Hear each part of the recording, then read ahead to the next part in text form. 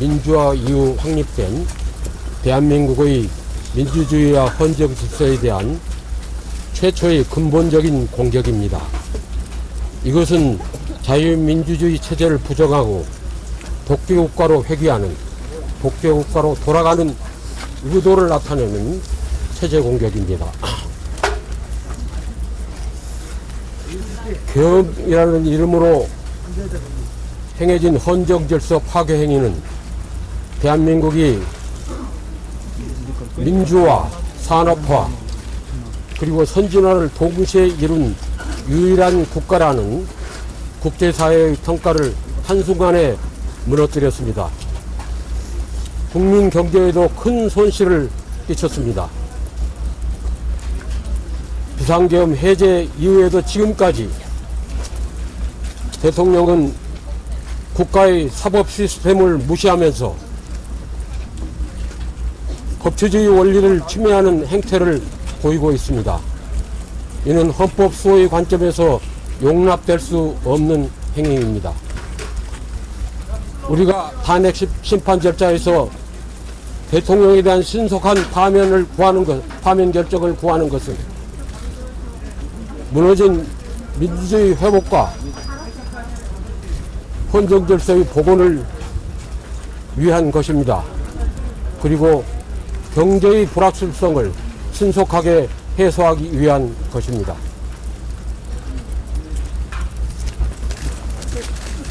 혹시 일단 오늘 윤석열 대통령이 출석하겠다라고 일단 이미 말씀하신 건데요. 그거에 대해서 일단 입장 있으신지 그 말씀. 그건 불출석은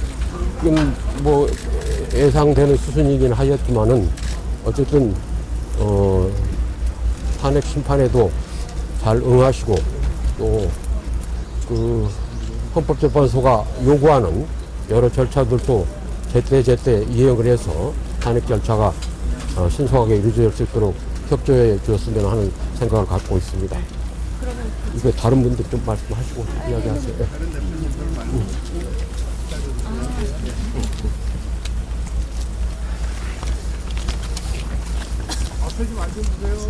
대통령 탄핵 심판 사건의 변론이 이제 본격적으로 시작되는 날입니다.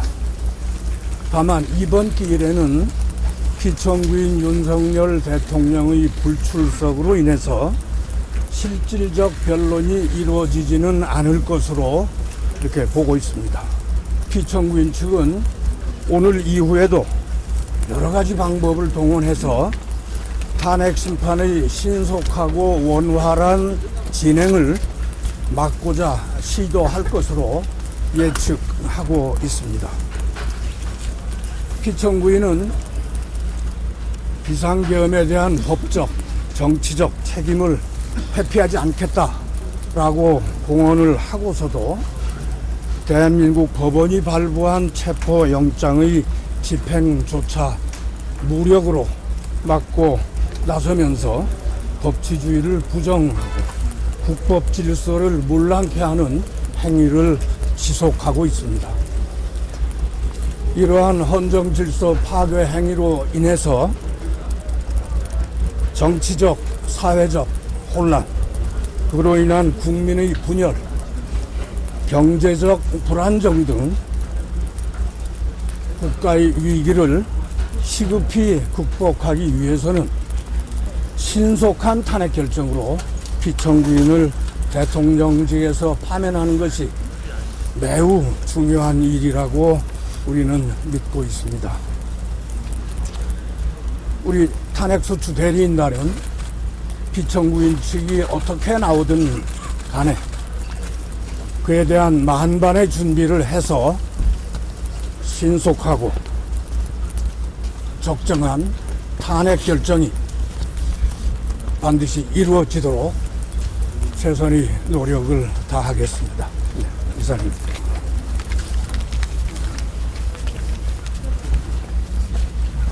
불과 한 달 10일 전 우리는 아군이 총을 들고 헬기로 국회에 착륙하는 장면을 실시간으로 지켜봤습니다.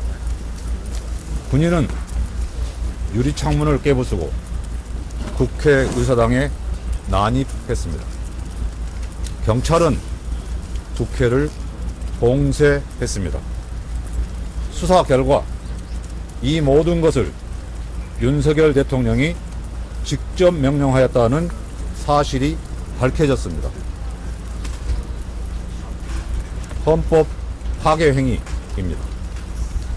민주공화국 전복 행위입니다. 그 순간 피청구인 윤석열은 더 이상 대한민국의 대통령이기를 포기한 것입니다.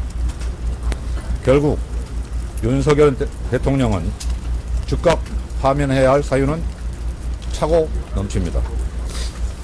이 탄핵 재판의 목적이 바로 그것이고 헌법재판소의 존재 이유인 것입니다. 그러나 피청구인 윤석열은 지금 이 순간에도 계속해서 헌법과 법률을 부정하고 있습니다. 어떤 지지자는 심지어 헌법재판소를 겁박하고 해체하자는 주장까지 하고 있습니다. 결국 윤석열 대통령의 헌법 파괴 행위와 위법 행위는 지금도 계속되고 있는 것입니다. 역설적으로 피청구인 윤석열 스스로 자신을 신속하게 파면해야 할 이유를 증명하고 있다고 할 것입니다. 대한민국의 미래를 걱정하는 목소리가 커지고 있습니다. 하루하루가 고통스럽습니다. 피청구인 윤석열에 대한 신속한 파면만이 답입니다. 최선을 다하겠습니다.